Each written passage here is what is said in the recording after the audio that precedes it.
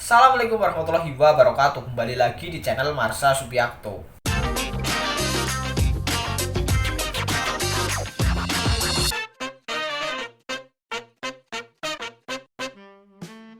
Pada kesempatan kali ini kita akan kembali membahas informasi menarik.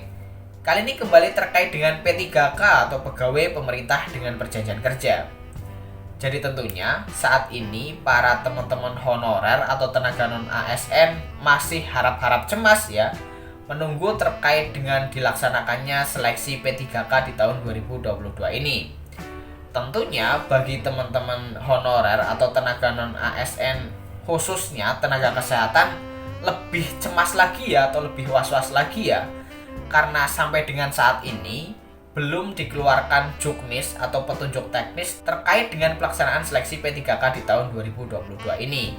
Apalagi bagi teman-teman nakes BLUD, karena mereka tentunya khawatir jika seleksi P3K di tahun 2022 ini hanya diperuntukkan bagi tenaga kesehatan honorer atau non ASN yang sudah masuk dalam pendataan.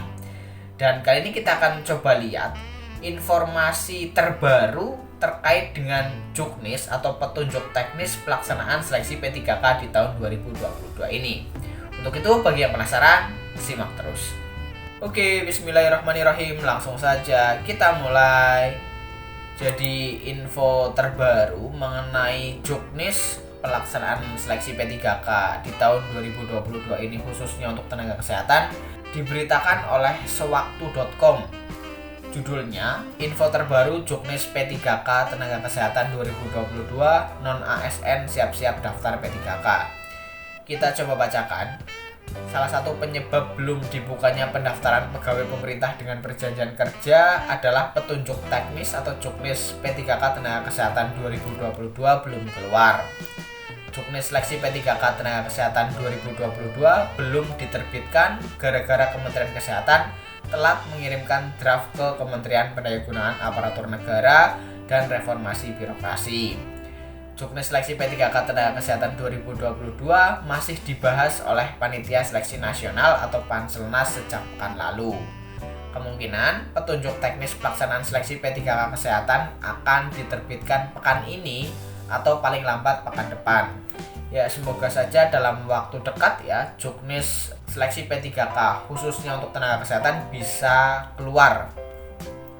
Direktur Pembangunan dan Pengembangan Sistem Informasi ASN Badan Kepegawaian Negara Jumiati mengatakan juknis seleksi P3K kesehatan 2022 sedang dalam proses harmonisasi. Khusus untuk P3K tenaga kesehatan saat ini juknisnya sedang proses harmonisasi, ucap Jumiati dalam acara bimbingan teknis persiapan pelaksanaan seleksi P3K 2022 yang dihadiri para admin SSC ASN instansi daerah. Setelah proses harmonisasi selesai, petunjuk teknis pelaksanaan seleksi P3K kesehatan akan diterbitkan. Insya Allah dalam waktu dekat bisa juga ditetapkan juknis P3K kesehatan dan bisa menjadi panduan ketika melaksanakan seleksi di instansi daerah, jelas Jumiati. Sebelumnya, analis kepegawaian ahli media Kementerian Pan-RB Suryo Hidayat mengatakan juknis seleksi P3K tenaga kesehatan sudah mulai dibahas pada Kamis 6 Oktober 2022. Sedang disiapkan keputusan Menteri tentang kebijakan pengadaan P3K tenaga kesehatan karena waktunya sudah mendesak, ucap Suryo Hidayat dalam acara coaching klinik kebijakan Pan-RB dikutip sewaktu.com dari kanal YouTube Kementerian Pan-RB Rabu 13 Oktober 2022. Selain petunjuk teknis seleksi P3K tenaga kesehatan, Panselnas juga membahas regulasi tentang ambang batas nilai dan afirmasi bagi non-ASN tenaga teknis yang akan mengikuti seleksi P3K 2022. Setelah regulasi itu selesai dibahas dan dituangkan dalam peraturan menteri, pendaftaran P3K 2022 segera dibuka.